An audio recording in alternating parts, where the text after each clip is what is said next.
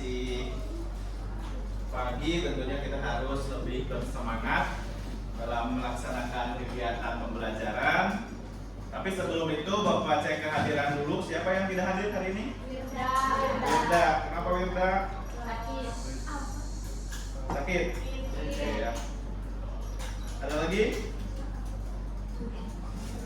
Sudah? Oke. Mudah-mudahan Wirda cepat diberikan kesehatan lagi supaya bisa kembali mengikuti kegiatan pembelajaran di sekolah. Oke, kita akan membahas tentang coding dan kecerdasan artifisial. Ya, Bapak di sini akan menjelaskan materi tentang pengoperasian dan pengaplikasian atau kolaborasi perangkat kecerdasan artifisial. Tapi sebelum kita membahas ini, kita akan bersama-sama menyanyikan dulu lagu nasional. Boleh, silakan berdiri.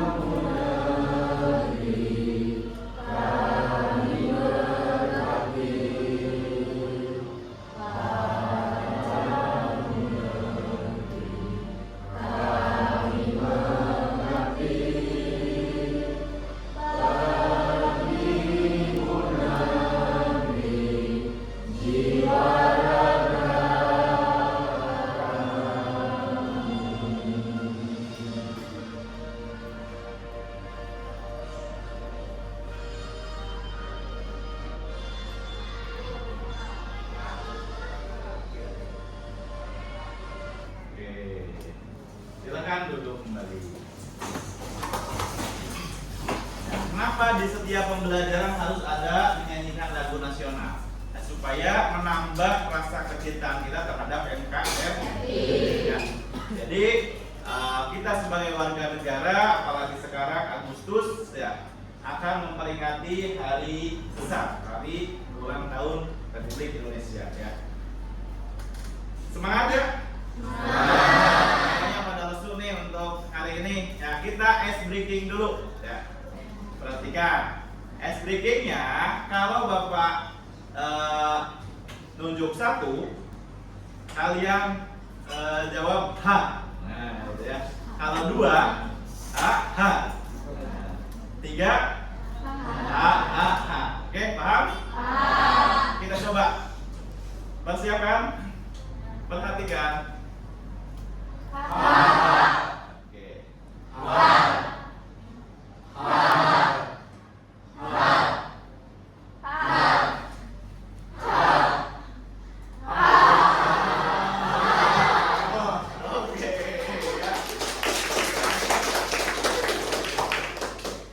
Terima kasih.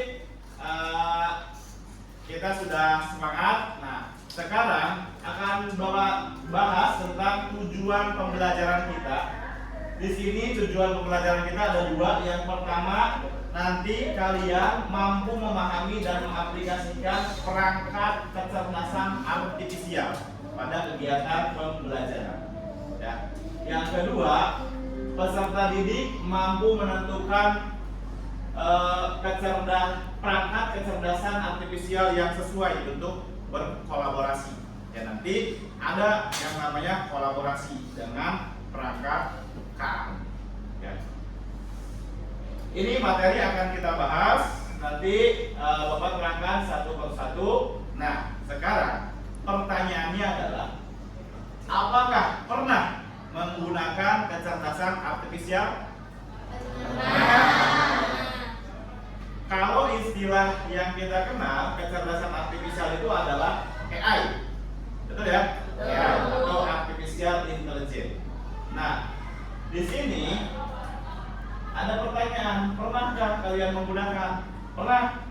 Nah, apa saja yang kalian kenal AI-nya? ChatGPT. Untuk apa ChatGPT? Menanyakan tugas. Ya, oke. Terus ada lagi apa? Meta AI. Meta AI itu dari mana? Dari WA. Ya, betul. Dari WA kita sudah ada AI-nya. Meta AI. Terus apa lagi? Black box. Nah, ini. Buat apa nih black box? Ngoding. Nah, betul. Karena siswa MPR pasti ada menggunakan black box. Oke. Ada lagi yang dikenal? Gemini. Kenal Gemini? Ya. Untuk apa ini? Tuh. Sama untuk mengakses ataupun mencari informasi tentang mata pelajaran, bisa ya? Bisa juga. Kalau Canva nih, Canva itu nanti di situ untuk membuat desain poster langsung ya. Nanti di Canva dia langsung dibuatkan poster berbasis AI. Yang penting perintahnya kita membuat poster atau membuat gambar dan lain sebagainya. Dan sekarang Canva juga ada yang namanya fitur untuk coding. Ya, jadi tidak semuanya di black box atau ChatGPT, Gemini, tapi Canva juga sekarang sudah bisa coding. Nah, jadi apa itu AI? Apa itu KA? Nah, kalau dalam bahasa Indonesianya adalah kecerdasan artifisial. Bisa kita lihat dulu video pembelajaran ini.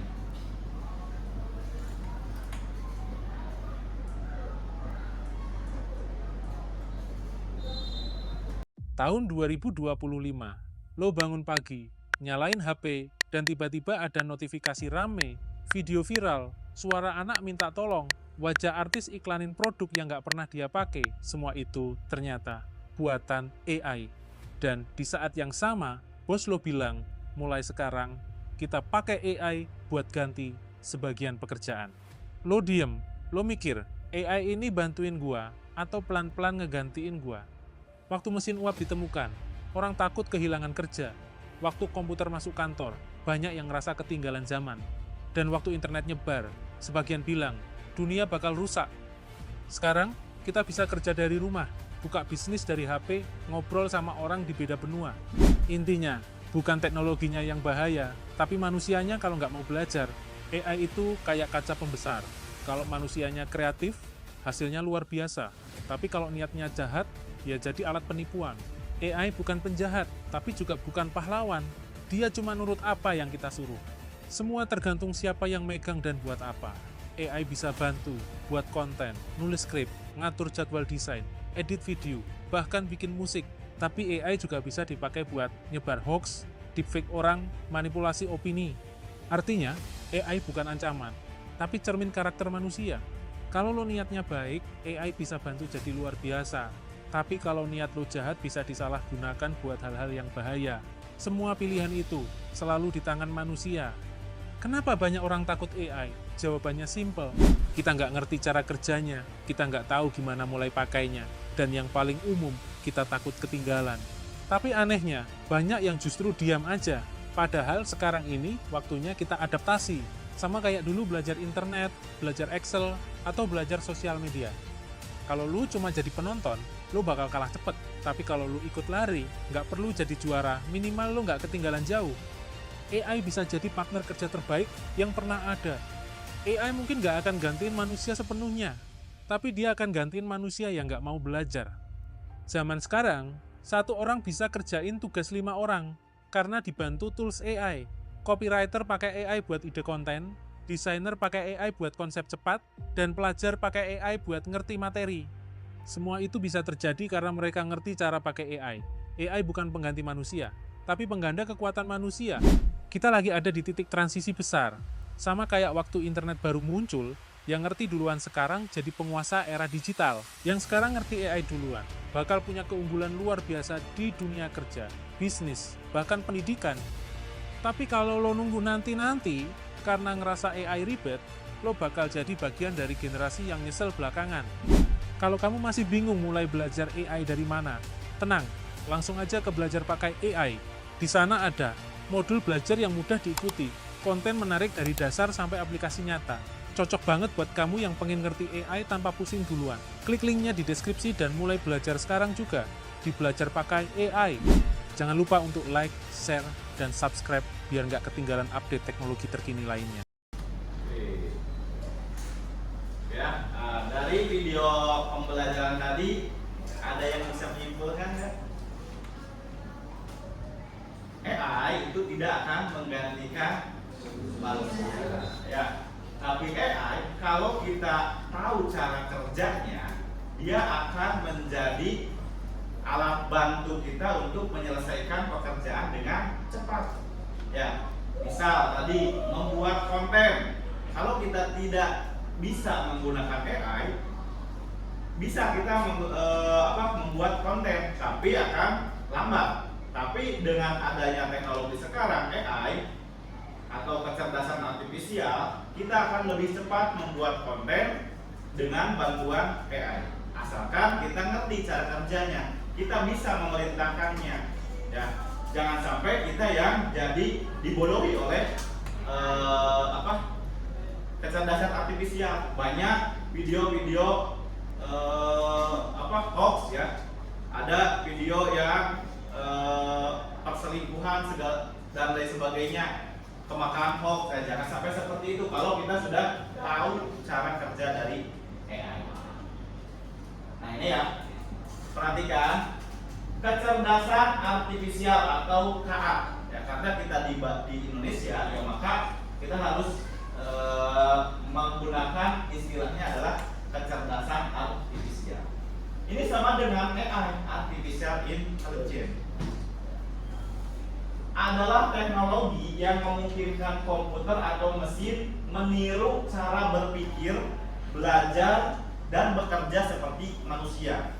Nah, kalau misalkan ada mesin yang bisa bekerja seperti manusia, terus manusia bekerja apa? Berarti ya, jangan sampai karena adanya AI ini manusia jadi tergantikan. Tapi manusia bisa memanfaatkan AI ini untuk menyelesaikan pekerjaan. Ya, dengan contohnya AI ini bisa menjawab pertanyaan. Betul nggak? AI atau KA bisa menjawab pertanyaan. Kalian nyari materi atau nyari pertanyaan pakai ChatGPT, kejawab nggak sama AI? Bisa mengenali gambar ya. Kalau kalian punya HP terus ada face unlock ya, HP kita diarahkan ke orang lain, bisa kebuka nggak? Enggak. Tapi kalau ke face ke wajah kita, dia bisa kebuka, artinya dia bisa mengenali gambar ya. Tanpa kalian sadari bahwa HP juga sudah ada kecerdasan artifisial ya. Bisa bicara juga ya. Halo Google, halo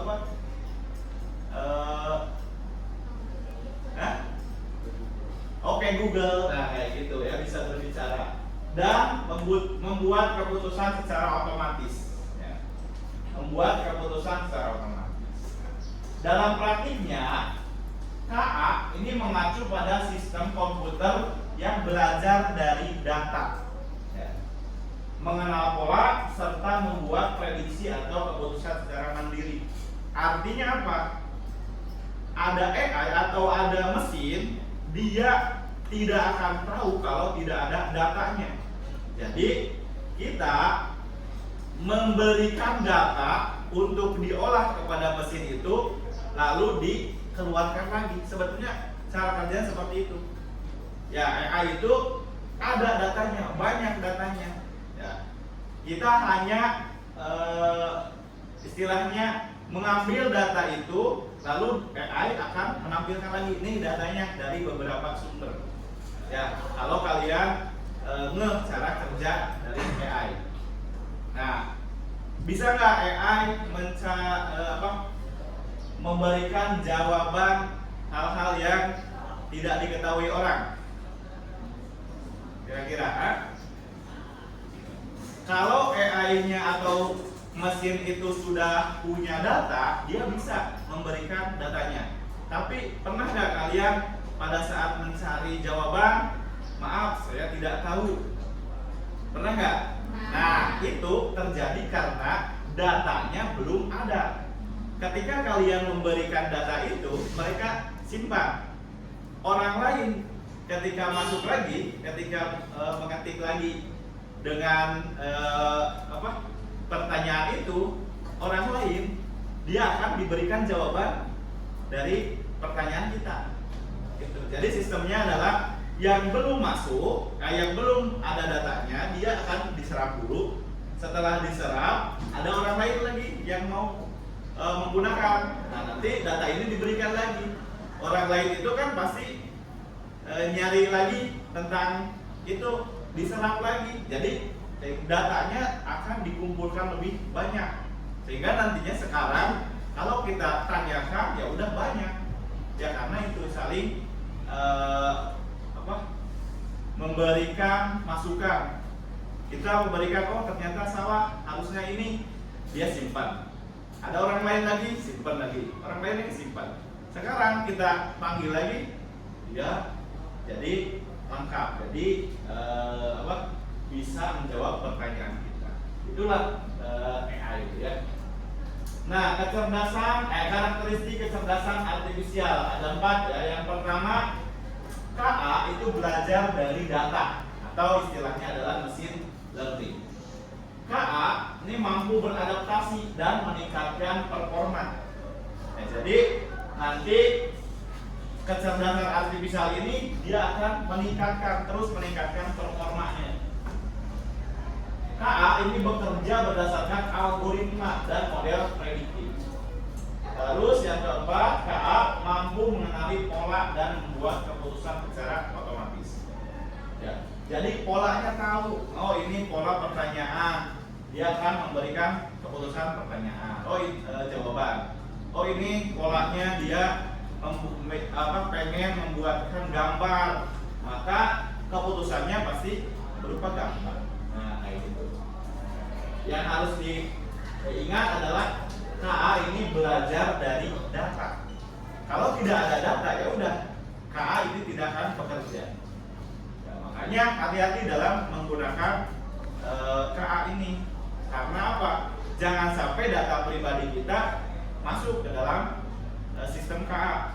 Ya, jangan sampai kita, halo saya siapa, saya lahir di mana, tanggal berapa, sekian, nanti dia rekam, ketika orang lain mengambil ada data itu. Ya, makanya data pribadi jangan sampai masuk ke ke sistem dari kecerdasan artifisial. Paham sampai sini? Oke, berikutnya nih, kecerdasan artifisial versus manusia. Mana yang lebih baik menurut kalian? Yo. Karakter atau manusia? Manusia. Kenapa manusia? Karena AI menyerap data dari manusia. Iya, betul. Karena AI itu menyerap data dari manusia. Yang menciptakan AI? Manusia. Nanti ada perbedaannya antara manusia dan AI. Tentu manusia lah yang lebih baik dari AI. Makanya silakan kita manfaatkan AI untuk belajar seperti halnya komputer. Ya, terus berpikir, terus menggali pola-pola kecerdasan artifisial. Nah ini, ya bisa diperhatikan perbandingan kecerdasan artifisial dan kecerdasan manusia. Nah, yang paling terlihat di sini adalah kalau AI atau kecerdasan artifisial ini tidak memiliki perasaan. Ya, coba kalian gunakan AI. Misalkan kalian lagi sedih, tidak akan tahu dia orang yang menggunakan lagi sedih, tidak tahu. Ya, dia akan mengikuti sesuai instruksinya saja. Ya, atau lagi marah atau lagi dan sebagainya. Intinya adalah tidak memiliki perasaan. Tapi kalau manusia ini bisa berpikir sendiri dan memiliki perasaan. Ya, serta kreativitas untuk berinovasi dan menciptakan ide baru. Nah, terus untuk KA ini belajar dari data. Kalau manusia belajar banyak hal, ya. Bukan hanya dari data, tapi dari lingkungan juga dia belajar, dari aktivitas juga. Kalau KA hanya memahami hal yang ada di dalam datanya. Jadi tidak tahu sebelum dia menerima data, dia tidak akan tahu data itu. Nah, tapi kalau manusia ini bisa memahami dalam lingkup yang luas. Terus untuk KA hanya bisa membuat keputusan berdasarkan angka dan pola. Udah terpola nih. Polanya membuat poster, desain, ya maka nantinya akan ditampilkan berupa pola saja, desain saja. Kalau manusia ini bisa berdasarkan emosi, berdasarkan moral, etika dan lain sebagainya untuk membuat desain itu, misalkan gitu ya. Nah, jadi KA ini tidak selalu benar. Nah, jadi harus diperhatikan bahwa kecerdasan artifisial ini tidak selalu benar. Makanya hati-hati dalam menggunakan kecerdasan KA. Ya. Kalian belajar coding, ya. Perintahkan membuat halaman login. Nah, itu tidak selalu benar. Ya. Ketika kita tidak mengerti apa yang diberikan oleh KA, asal copy paste dilakukan di situ, disimpan. Nah, nanti di halaman berikutnya tidak akan nyambung.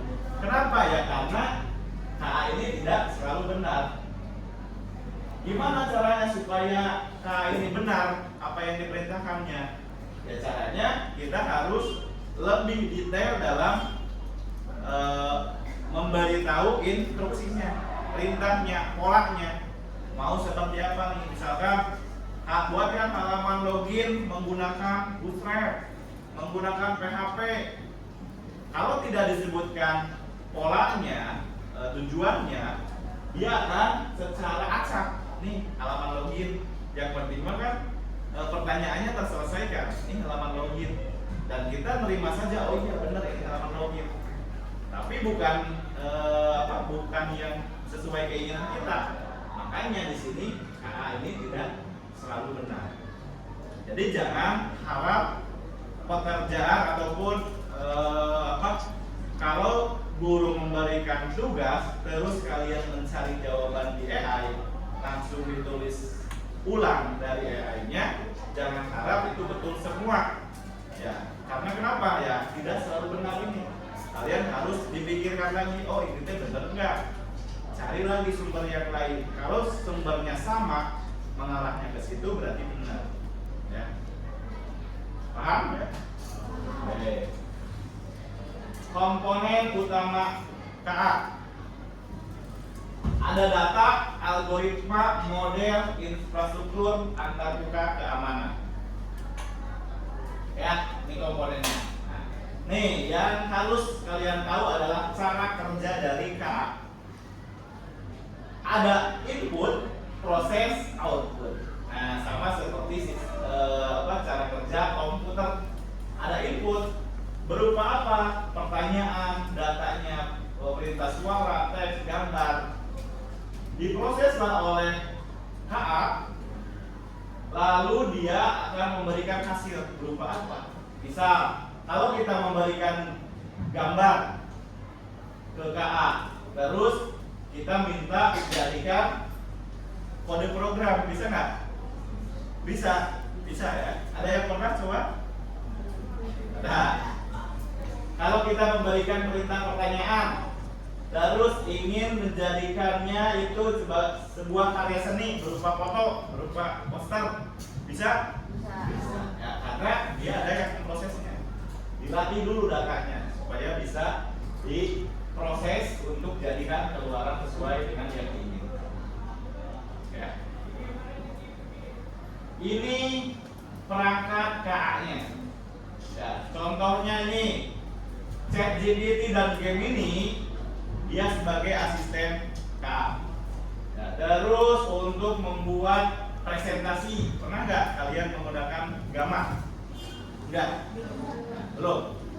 Di Gamma AI, dia kita perintahkan buatkan presentasi tentang apa, materinya tentang apa, nanti secara langsung dia akan membuatkan dalam bentuk presentasi file, slide, dalam bentuk slide. Sudah ada gambarnya, ada desainnya, ada lain sebagainya. Ya. Nah, ini aplikasi KA ini sudah diterapkan di berbagai bidang. Salah satunya adalah pendidikan. Ya, pendidikan dalam pendidikan ini pembelajaran adaptif, terus learning, analisis, dan lain sebagainya. Ini profesinya. Kalau profesi ini tidak akan kehilangan profesi kalau misalkan ada K. Karena kenapa? K ini dikendalikan oleh manusia. Dikendalikan oleh manusia ya.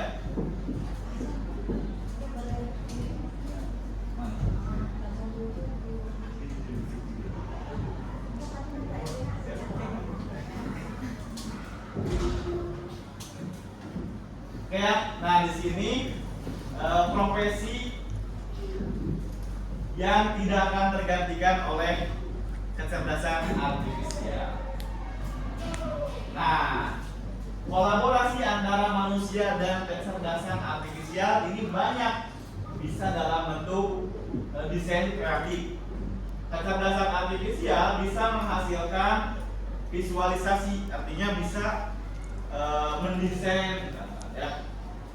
Nah, dalam pemrograman juga bisa. Kecerdasan artifisial bisa menulis kode dengan baik, asalkan gitu tadi pola yang kita perintahkan itu harus sesuai. Sampai sini paham? Nah, sekarang silahkan coba gunakan salah satu AI, salah satu kecerdasan artifisial untuk membuat sesuatu.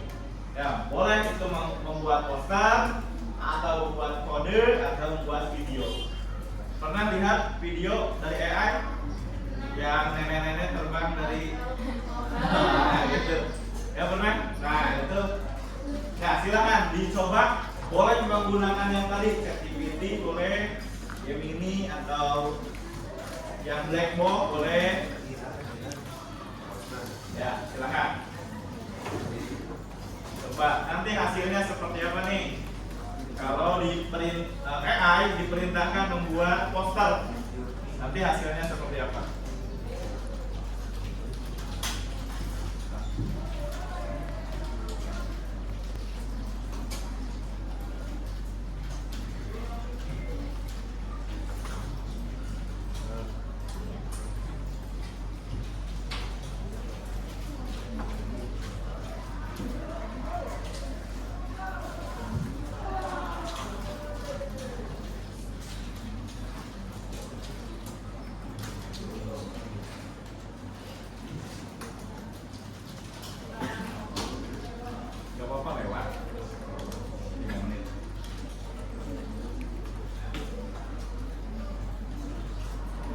Coba misalkan membuat gambar atau poster orang yang lagi apa misalnya ya.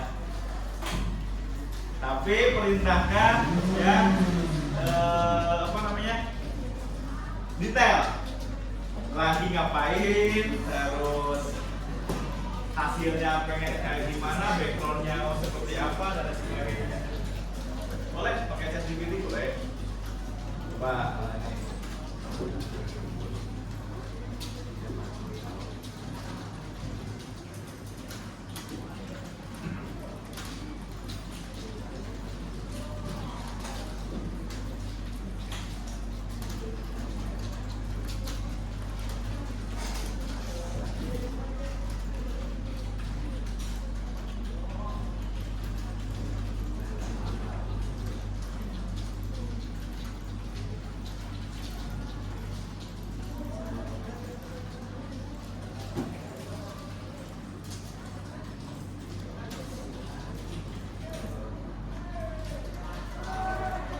ChatGPT tidak perlu login bisa ya. Jangan login, bisa langsung.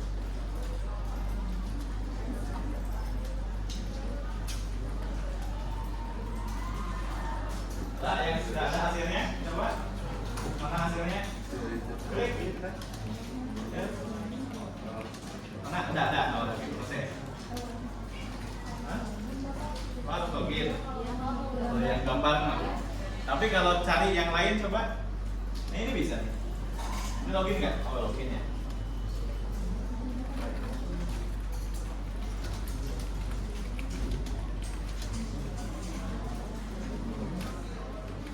Oke.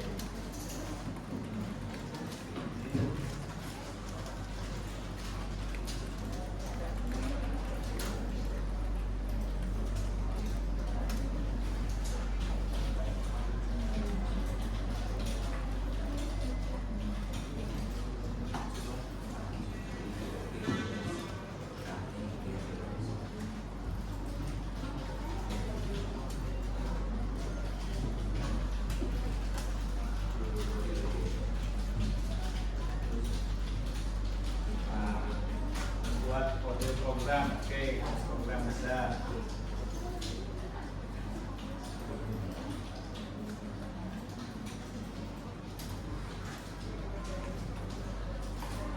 Oke, jadi perhatikan, jadi kalian bisa ya menggunakan AI, bisa berkolaborasi dengan AI dalam pembelajaran, terus dalam menyelesaikan pekerjaan dan sebagainya. Tahu cara kerjanya, paham cara menggunakannya.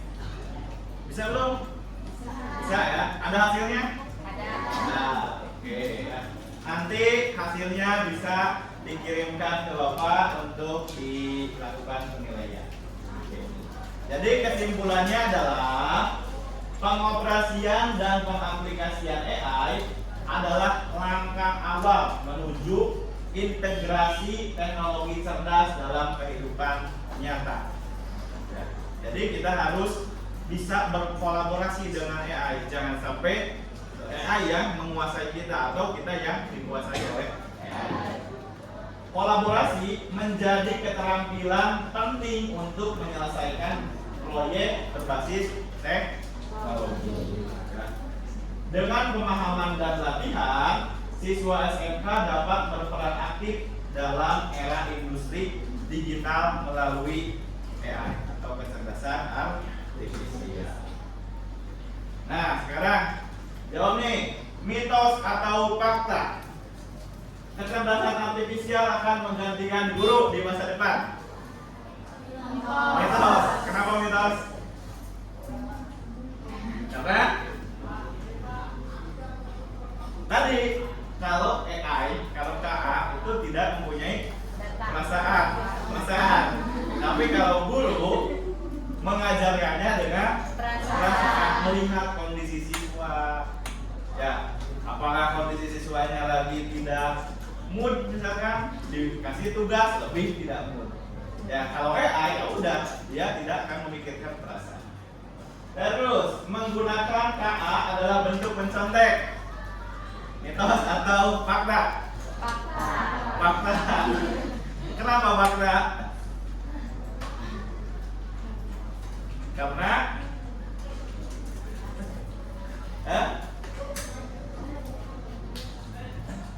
Kenapa? Karena menggunakan KA adalah bentuk mencontek. Mitos atau fakta? Fakta. Kenapa?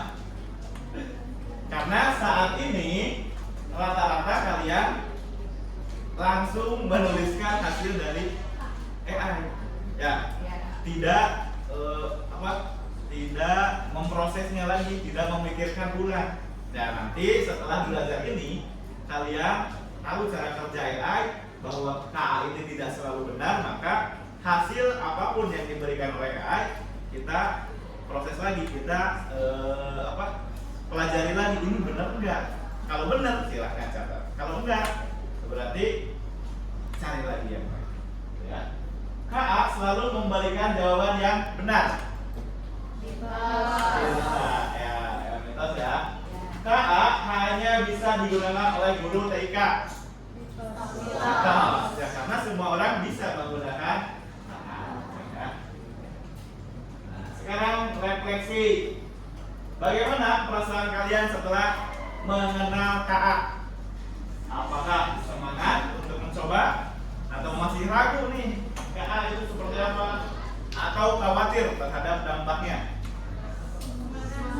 Semangat ya, semangat tentunya kita harus lebih bersemangat dalam nanti belajar berkolaborasi dengan KA.